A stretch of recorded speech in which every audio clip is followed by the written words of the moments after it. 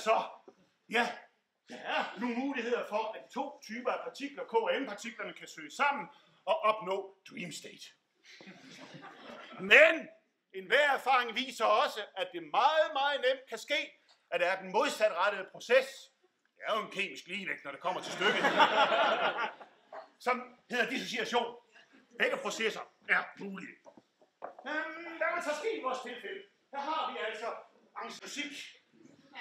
Ikke noget hurtigt rock her. Afdæmpet musik. Sjæler. Vi taler om sjæler. At det er fra min ungdom. Kendans og sådan noget. Det gjorde vi også den. Sjæler. Men det er der sgu ikke meget fest i. Der skal jo ske noget mere. Vi er nødt til at indføre endnu en partikel. K-partikel.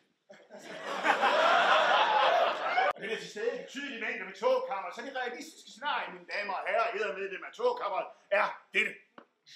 Vi har K, eller M-partikel og K-partikel, og så har vi en masse småpartikler. Det er det, vi... Tillykke til det erhverdige kammer! 60 år. Det er godt gået. Det er en lidt voldsom oplevelse for mig også. Altså, jeg er sådan lige midt imellem. Jeg bliver snart 40.